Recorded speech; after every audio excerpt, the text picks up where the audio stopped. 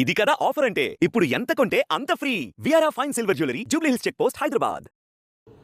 ఎన్నికల ముందల why not 175 అని పదే పదే చెప్పిన వ్యక్తి ప్రజలు 11 స్థానాలు ఇచ్చారు. ప్రజలే మీకు ప్రతిపక్ష హోదా ఇవ్వకూడదని నిర్ణయించుకున్నారు. అది ఆయన ఇప్పుడు కూడా తెలుసుకోకుండా నిన్న చెప్పా వన్డే ముఖ్యమంత్రి కరెక్ట్గా హౌస్ ప్రారంభమయ్యే రోజు మొదటి రోజు వస్తారు. నాకు ప్రత్యేక హోదా క్షమించండి నాకు ప్రతిపక్ష నేత హోదా ఇవ్వాలి అని కోరుకుంటాడు, వెళ్ళిపోతాడు.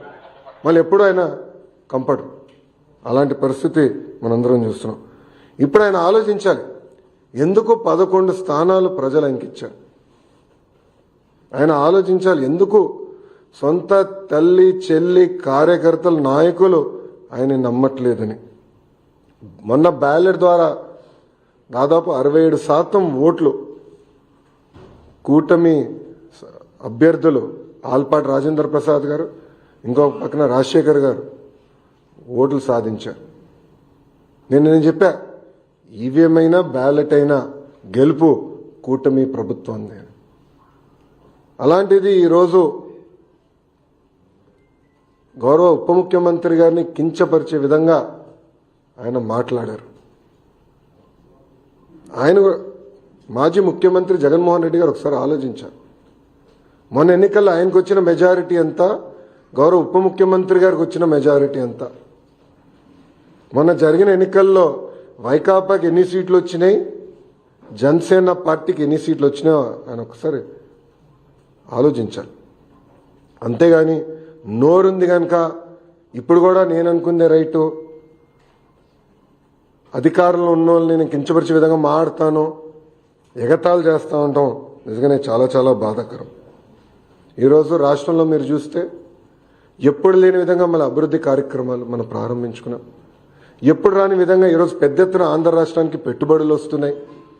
మీరు చూసారు, ఒక టీసీఎస్ కానీ, ఆర్సిలర్ మిత్తల్ కానివ్వండి, ఎన్టీపీసీ గ్రీన్ కానివ్వండి, రిలయన్స్ సిబిజీ ప్రాజెక్టులు కానివ్వండి, ఇట్లా అనేక పెట్టుబడులు ఎప్పుడు రాని విధంగా మన రాష్ట్రానికి వస్తున్నాయి.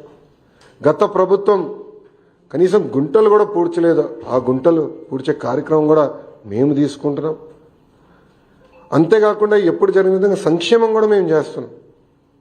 ప్రజలందరూ ఒక విషయం గమనించాలి, 2014లో పెన్షన్ 200 రూపాయలు, చాలని పెన్షన్ని 2000 రూపాయలు మేము చేశాం. 5 సంవత్సరాలు 2000 చేశాం.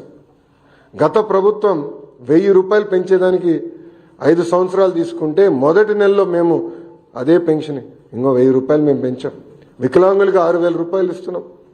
బెడ్కి పరిమితమైన వాళ్ళకి నెలకి 15,000 రూపాయలు ఈరోజు కూటమి ప్రభుత్వం అందజేస్తుంది. ఇంకో పక్కన అన్న క్యాంటీన్, గత ప్రభుత్వం అన్న క్యాంటీన్ మూసేస్తే మన ప్రభుత్వం ఏర్పడినంటే 198 అన్న క్యాంటీన్లు తిరిగి ప్రారంభించాం. ఎవ్వరు ఊహించిన విధంగా 1 కోటి గ్యాస్ సిలిండర్లు ఈరోజు కూటమి ప్రభుత్వం ఉచితంగా అందజేసింది. ఇంకా ఇసుక కూడా మీరు చూశారు, కేవలం లోడింగ్ ఛార్జీలు, ట్రాన్స్పోర్టేషన్ ఛార్జీలు తప్ప ఇసుకను కూడా మనం ఫ్రీ చేసాం. ఇంకా మిడ్ డే మీల్లో కానివ్వండి, సంక్షేమ హాస్టల్స్లో కానివ్వండి, ఈరోజు ఫైన్ రైస్ కూడా మన ప్రభుత్వం అమలు చేయబోతుంది. ఇంకా మే నెలలో తల్లికి వందనం కార్యక్రమం కానివ్వండి, అన్నదాత సుఖీభావ కార్యక్రమం కూడా అమలు చేయబోతున్నాం.